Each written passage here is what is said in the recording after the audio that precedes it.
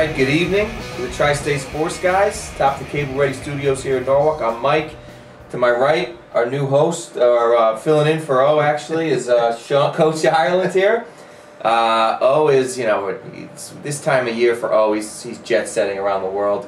Tony's out on a special assignment, so he's not around today, but he's going to come back with some good stuff. We got Mike T on the ones and twos. Coach Ireland, how you doing today, brother? Doing all right. What do you want? Moose, Shawnee, Coach I. What's your handle here? What do you want to go by? That's a great question. By the end of the last segment, I'm going to start with Mooser. That could be a top 10 list. Top 10 nicknames for the old Mooser. All right, so I'm glad to have you in here. We had another show where you and I did it, and it's now been known as the Lost Tapes. Right. Great show, probably the best show ever, but it's just lost in the in wherever it is. I don't know. Tony took it and put the kibosh on it. I don't want to talk about it. Tell you the truth. My dog died too. You want to bring that up? Let's bring that up too. Yeah. All right, so let's get into the NFL a little bit to start out. Sounds good. A couple of big games. I mean, every game for both New York teams is big from here on in. Let's start with the Giants. Now, you watched that game start to finish? Absolutely. You got, as a Giant fan, you got to be pretty happy with what you saw. What do you think? I mean, I'm not a guy at this point in the season that's had a moral victory, and I know a lot of the people, I know like Carton all week was saying it didn't matter whether they won or lost, but it turned out that if they had won because the Giants lost, it would have been a big win. Now, what did you think of the game? I mean, it's one of those games it's just frustrating being a Giants fan, because if they played that well week in and week out, they would be the 3 seed in the NFC right now. Right. But it's just so frustrating because they have the ability, they have the capability to play that well. They just don't week in and week out, and it's just frustrating. But for that one particular game itself, I mean, as a Giant fan, you said there's no moral victory, but you got to be somewhat happy. You got to be happy because you know that every one of your games from here on in are winnable games. Exactly. I don't care what you say. And if they run the table, they're going to win. They're going to win the division. They could even at this point go 3-1 and still find a lot of ways in the playoffs. Right. Now let's get to the point where, like you said, I mean they're a talented team. So is it? And Giants fans all the Giants fans I know like Tom Coughlin, but who's to blame? If you have all these pieces that clearly, granted their D-line is a little banged up, not as good as they used to be, but they have pieces on defense to make plays. They got a lot of weapons on offense. Explain to me why they don't play to their potential week in and week out. Yeah. If it's not Tom Coughlin, then why is it? The thing that, and again, I think a lot of people are forgetting is the Giants had 5 people from their secondary out for the year before the season even started. So these guys are getting playing time and stuff like that. But let's be honest, they still have some. They got their first pick, right? I mean, Prince Amukamara was there. Right, but how many rookies, especially at that position, are Darrelle Revis? Okay, one. Darrelle Revis. No, I know what you're saying, right? But so again, no. But you're right. The blame has to go somewhere, and I'm a huge Tom Coughlin fan. Yeah, huge, big time. I think he's the perfect coach for this team. But I guess you have to blame it. You have to. I mean, I'm in the same boat. I like Tom Coughlin. I don't know what it is I like about him, but I like him. But you see these, year in and year out, their second half record never matches their first. Every season he's been there, he's never had a second half. Even the Super Bowl season, he had a worse second half for the season than he did the first half of the season. But my big thing is they're saying that they don't make the playoffs, he's definitely gone. And that very well might be right, but I don't think that's necessarily the right move. Because who are you going to bring in? Exactly. You know what I mean? I mean, there's tons of big names out there. That have been sitting on the sidelines, though. Right. You know? But you think, maybe their batteries recharge and stuff like that. But name me a coach that has sat on the sidelines for several years and then just jumped back into the fray and been a great coach. I mean, there might have been a couple. Dick Vermeil. Dick Vermeil, right, is one who sat out on the sidelines for a while. Right. But there's plenty of them that can't do that. Absolutely. You know what I'm saying? So it's not like you're going to go and get Bill Cowher to come out of retirement. He's going to be great, or John Gruden, and they're going to be great. So, I think John Gruden either of those two would be great for New York City. Oh, I think so too. I'd be excited to follow him as a Can we talk about one thing? I don't know if you noticed this, and this just drives me nuts. Did you watch the Giant game? Watched it the whole thing, yeah. And then after the game, the Giants scored with too much time left on the clock. What do you want them to do? Complete a 5-yard pass and say, "Oh, yeah, go down." If you can score, you score. They did the same thing. They talked about the same thing 2 weeks ago with the Jets, and the Jets scored. Yeah. And they left. I mean, look. If you can score, you score. Exactly. You're not going to say, all right, guys, gain 12 yards, go down because we want. No. If you can score, you score. Plain and simple. 100%. That's on your defense. 100%. Plain and simple. 58 seconds. You have to be able to. And then it was just a joke. I think might have been Mike and Mike. They were talking about it. because somebody said something. And he was like, well, they still needed a 2-point conversion. If they didn't get it, they had to attempt the onside kick. Right, and you needed to leave yourself some time. But even take that out. Even if it was just an extra point to win, you got to score. If you could score with 2 minutes left. Especially when you're talking about you need this to tie the game. Maybe you're down a point and you're in field goal range, you might want to milk the clock. There you but go. You need to score a touchdown. A touchdown. And the 2-point conversion, but throw that out. But when you're talking about you need to score a touchdown, you got to, if the touchdown's there, you got to get in there. Absolutely. You know what I'm saying? Absolutely. Now, let's look at the remaining Giants schedule.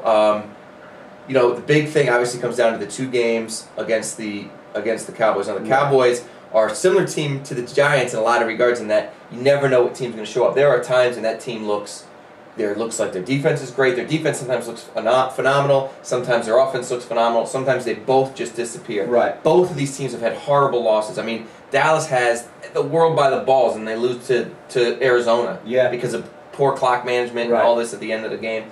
They lost to the Jets earlier in the year. Well, I know they lost to the Jets. It was a horrible loss. No, it was a terrible loss. Terrible loss. I mean, they've done it time and time again over the last 3 years, really. You know,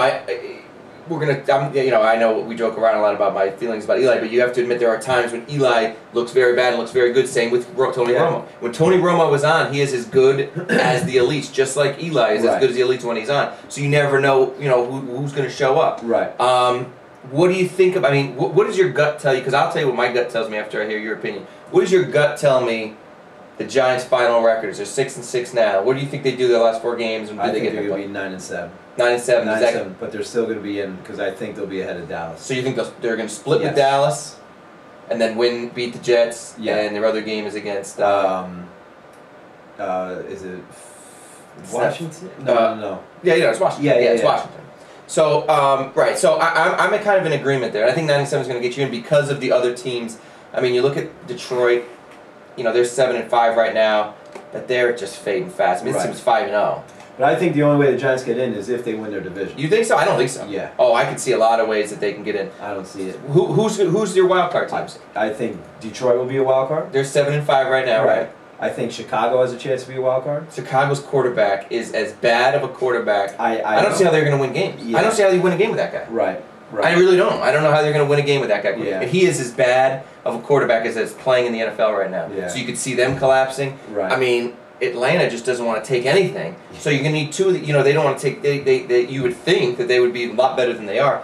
I think they go 3-1.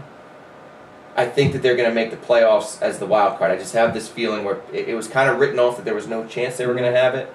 Maybe it's because I've seen the Jets get into the playoffs when people have said there's no way they can get in as a wild card. Then I have a very strong feeling they're going to go 3-1. I have a very strong feeling they're going to beat the Jets. I think so too. Which is going to, and I think when you look at it, I mean, in what aspect are the Jets a better team than the Giants? I would say maybe the secondary. I'd say the secondary, but I really just say, I mean, I don't think the Jets' safeties are very good at all. No, I don't think the Giants are very good either. But I mean, look at Revis, who's clearly the best player. In New York City. In New York City, especially on the defense side of the ball, you could, Right. But you look at the defensive line; they're much better. I know people want to talk about how bad the Giants linebackers are. The Jets linebackers are not very good. I mean, Bart Scott he disappears for games. Yeah. David Harris, to me, is taking a step back. I mean, I thought he was going to be. What's his name has been playing well lately, though?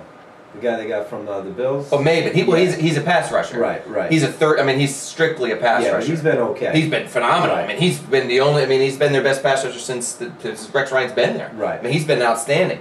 But Calvin Pace isn't really what he used to be. So, and then on the offensive side of the ball, I wouldn't say either one of their offensive lines are great, but I'd still take the Giants' offensive line ahead of the Jets because I think the Jets stink. I would take. Right now, neither of their running games are good. No, they're both awful. Neither of them are, them are good. The Giants got it going a little bit last week. And I think go ahead. The thing that makes me mad, the Giants are the only team that'll have a 10-yard gain, a 9-yard gain, and an 8-yard gain, and then they won't run the ball for another 15 plays.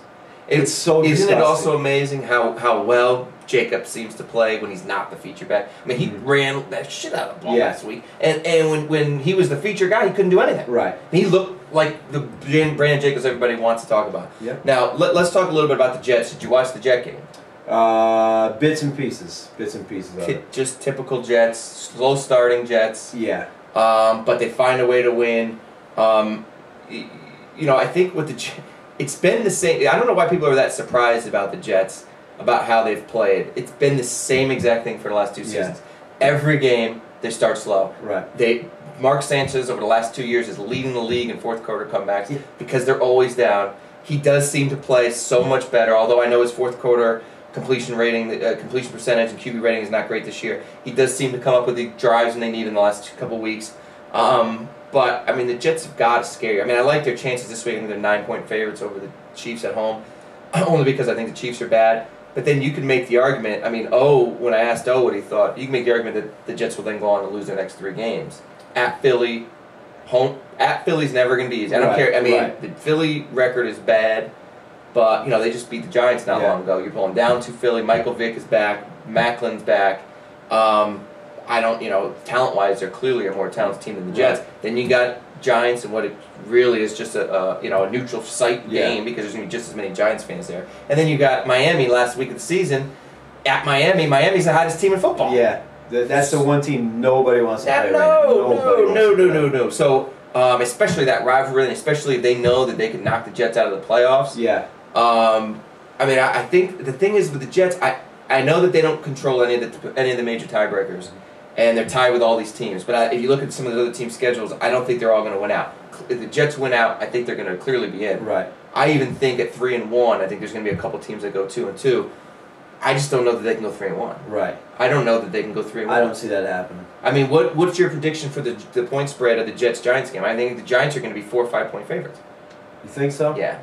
If the Giants win this week, which I think I have a feeling they're going to win this week, and it's going to come down to that last game against the Cowboys for that division, but the Giants win this week, and now all of a sudden they start controlling things. I just don't see how, as an odds maker, you could say that the Jets are a better team than the Giants. In what regard? The home game.